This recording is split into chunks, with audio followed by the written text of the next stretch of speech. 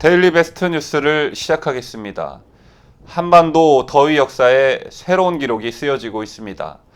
강원도 홍천이 41도를 기록했고 서울의 기온도 111년 기상관측 사상 가장 뜨거운 39.6도를 기록했습니다. 그동안 최고 기온이었던 1994년에 38.4도를 돌파한 것입니다.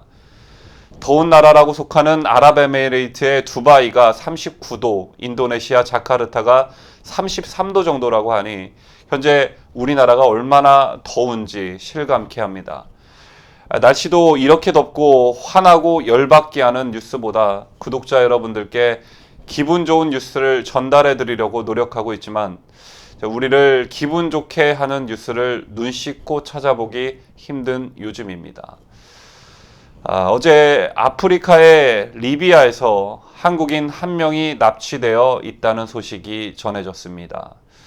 그 납치된 남성의 육성이 필압 27일 만에 공개되었는데 영상 속 남성은 문재인을 향해 구조 요청을 하고 있었습니다. 너무 고통스럽다, 어려움이 많다, 제 아내, 아이들이 매일 저 때문에 힘들어한다. 제발 대통령님, 저희를 도와주세요. 하지만 대통령이라는 사람은 지금 휴가 중에 있습니다. 필압된 지 27일이 지났다면 정부 당국도 알고 있었을 것인데 폭염 속에 씨름하고 있는 민생과 자국민이 괴한들에 의해 납치된 상황에서도 어떻게 쉽게 휴가를 결정할 수 있었을까? 그 또 자신감은 어디서부터 나온 것일까? 고개를 갸우뚱하게 합니다. 오늘 저희가 준비한 소식은 북한 석탄 유입과 관련한 후속 보도입니다. 지난 31일 저희 데일리 베스트는 이 소식을 심층 보도해드린 바 있는데 여러분이 가장 궁금해하시고 알고 싶어 하시는 부분이 다름 아닌 석탄이 유입되는 과정에서 과연 정부가 이를 알고 있었나, 더 나아가 정부가 개입되지는 않았나 하는 것일 것입니다. 정말 이건 꼭 반드시 밝혀져야 할 부분인데 정부가 작년 10월 외국 선박 2척을 통해 북한산 석탄이 국내로 유입됐다는 보도가 나오기 전 해당 사실을 미리 알고도 아무런 조치를 취하지 않았다는 주장이 제기됐습니다. 결과적으로 정부가 유엔 대북제재 위반 사실을 파악하고도 관련 내용을 숨겼다는 의심을 받게 되는 것인데 외교적 파장이 불가피해 보입니다. 이를 국회 기획재정위원회 소속 심재철 자유한국당 의원에 따르면 북한산 석탄 국내 유입 여부를 조사해온 관세청은 지난달 26일 심의원 요구에 따른 비공식 보고서에서 이번 사건에 대한 수사가 7월 중에 종결됐으며 두 척의 선박에서 반입된 석탄들이 북한으로 최종 확인됐다고 밝혔습니다. 관세청은 다음 날인 27일 기재위에서 해당 사건과 관련해 공식 업무 보고를 했지만 기관 특성상 수사 내용을 공표하지 않았던 것으로 알려졌습니다. 심의원은 이날 알려진 것보다 반입 석탄량이 많다는 의혹에 대해 배가 두 척이 아니라 또 있다며 반입량을 확인해보고 있다고 말했습니다. 외교부는 지난달 17일 북한산 석탄이 국내에 유입됐다는 미국의 소리 방송 보도가 나오자 관련 사실을 인정하면서도 조사 중이라고만 언급했습니다. 당시 외교부 당국자는 관세청에서 북한산 석탄을 수입하려 한 것으로 의심되는 국내 수입업체에 대해 관세법상 부정수입 혐의로 조사 중이라고 말했습니다. 청와대 관계자도 지난달 23일 기자들에게 지난해 10월부터 관세청이 중심이 돼 계속 조사 중이라며 아직 명확한 결론을 못 내린 상황이라고 설명했었습니다.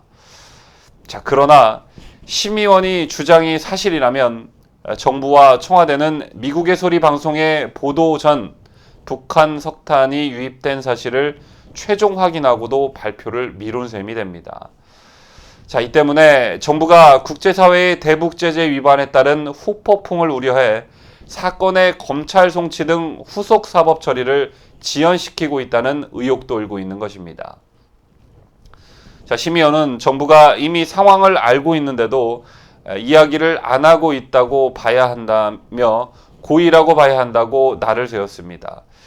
자, 정부가 북한산 석탄 유입 사실을 쉬쉬한 게 확인되면 외교적 후폭풍이 거셀 것이라는 전망이 나오고 있습니다. 북핵 문제 당사자인 한국이 국제사회의 대북 제재 공조 강화 움직임에서 이탈했다는 비판이 제기될 공산이 크고, 또 나아가 한국 기업들이 북한과 거래한 제3국의 기업을 제재하는 미국의 세컨더리 보이콧 대상이 될 가능성도 배제할 수 없습니다. 자, 신범철 아산정책연구원 안보통일센터장은 미국이 해당 수입 업체뿐만 아니라 우리 정부에 대해서도 정치적 책임을 물을 수 있다면서 해당 수입 업체가 세컨더리 보이콧 대상이 될 수 있고 한국 기업의 특정 물품에 대한 수입 금지 등의 추가 조치를 취할 수도 있다고 말했습니다. 북한산 석탄을 수입한 국내 수입 업체 2곳은 물론이고 수입 대금 송금 과정에서 연루된 것으로 알려진 국내 은행 2곳도 촉각을 곤두세우고 있는 것으로 드러났습니다. 자, 일단 해당 은행들은 연루 사실을 강력 부인하고 있습니다. A은행장은 해당 거래가 있는지를 전수조사했지만 의심 거래를 발견하지 못했다고 말했고, B은행장도 우리도 자체 조사 결과 해당 사항이 없는 것으로 확인됐다며 은행별로 혹시나 하는 마음에 계속해서 내부 거래 자료를 뒤지고 있는 것으로 알고 있다고 설명했습니다. 자, 일단 은행들은 발뺌하고 있지만 북한산 석탄 반입에 연루된 사실만으로 해당 은행들은 국제거래에서 제한을 받을 가능성이 있고 국제사회에서 신용도도 급락할 수 있는 상황입니다. 특히 미국 재무부가 제재에 나서면 해당 은행들은 그야말로 치명타를 입을 수 있어 긴장하고 있는 것으로 전해집니다. 자, 만약 이 은행들의 실명이 보도되기라도 한다면 이 은행들과 거래하는 국민들의 불안감도 더욱 가중될 것으로 보여집니다.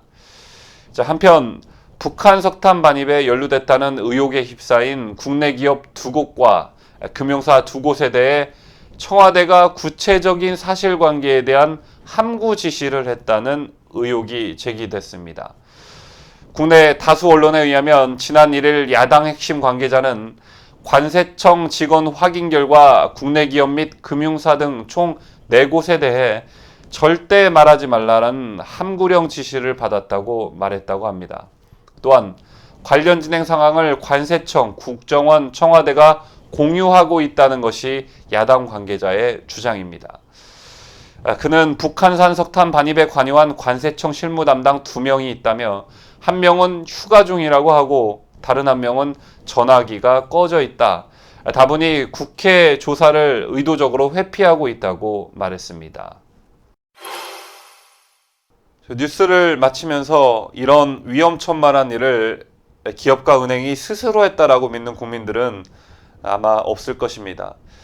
발각되면 본인들이 입는 타격은 물론 존폐 여부까지 달린 상황에서 이런 위험천만한 일을 자발적으로 했다라는 것은 상식적으로도 납득이 가지 않습니다. 물론 북한산 석탄인지 모르고 했다라고 하면 조금이나 납득이 갈 테지만 말입니다. 자, 이번 사건을 두고 갖가지 추측들이 난무하고 있는 상황에서 보다 정확한 사실관계를 국민들은 알고 싶어 합니다. 자, 하지만 어떤 이유에서인지 모르겠지만 언론에서 이와 관련된 기사가 잘 노출이 안 되고 있는 상황입니다. 자, 하지만 이 문제는 미국과 UN 그리고 국제사회가 지켜보고 있는 사안인 만큼 손바닥으로 하늘을 가리지는 못할 듯합니다.